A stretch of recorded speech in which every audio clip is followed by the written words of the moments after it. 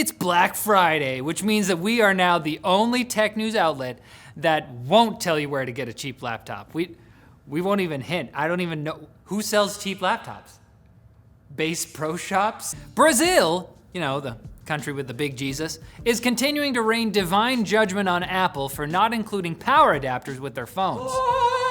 That was beautiful. If you're unaware, in May of last year, Brazil fined Apple over 12 million reais. That's how you say that's how their currency. Reais pronunciation, buddy. That's over 2 million freedom funds for trying to save the environment and their bottom line. Well, this week, a story broke on Brazilian site Tecnoblog that consumer protection regulator Procon-DF seized hundreds of iPhones from Brazilian stores on November 11th as part of Operation Discharge, the coolest name for the least intimidating mission. While the original complaint was for the iPhone 12, Procon-DF took any models that didn't have the adapter, including new iPhone 14s and older iPhone 11s, which have excluded the charger since the launch of the 12. 3 days after the seizure, Apple filed a legal request to sell iPhones in Brazil until the government makes a final decision. They had actually already filed one earlier, but it was in Spanish. Fun fact, cool. It's Portuguese. Yeah, Brazilian Portuguese, that's important. Not just Portuguese, Brazilian Portuguese. Get it right. Meta, that company we all trust with our lives, non-consensually, has had a big week. 3 days ago, The Verge and The Markup co-published articles revealing that multiple major tax filing services have been secretly transmitting users' sensitive financial information to Facebook. We're talking adjusted gross income, names, email addresses, refund amounts, and more. Google has been receiving similar information from TaxAct, but without names, so all they really have is the incredibly sensitive financial details of millions of people, and that's not that bad if I don't think about it for more than a single second. So that's why pro tip, don't fill your taxes out. Just don't think. Don't do them. And you'll be fine. But tech giants taketh away and also giveth. The same day this story broke, Meta published a report detailing 3 deceptive propaganda networks they removed from their platforms earlier this year, which were linked to individuals associated with China, Russia, and the US military. Not only were they caught by your mom's favorite website, apparently the US-run fake accounts got little to no engagement from real users. I guess the only one of your relatives that isn't on Facebook is Uncle Sam. And some hopeful news in the AI world. Stable Diffusion, the open source AI image generator, has been updated to version 2, and it's been discovered that it's now harder to generate not safe for work content and images that resemble the work of specific artists. Bad news for OSHA violations. Needless to say, the internet is thrilled. I imagine their comments will become extra caustic without AI-generated porn. I mean, you can say way meaner things when you type with both hands, so. But this is especially good news for Greg Rutkowski.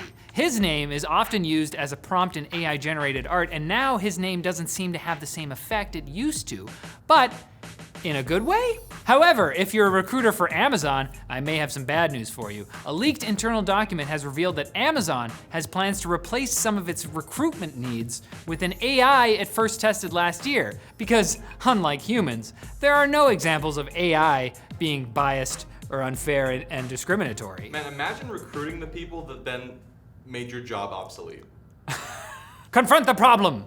I went ahead and cut these stories up nice and small for you because you're so cute. Elon Musk, AKA the Chief Bit, has announced that the subscription he's now calling Verified will tentatively launch on Friday next week with gold checks for businesses, gray checks for government, and blue for individuals. He also decided to grant amnesty to suspended accounts after another one of his perfectly democratic polls. Hopefully the amnesty extends to Chad Loader, the security expert who was suspended yesterday after tweeting about the scope of the massive Twitter breach from last year.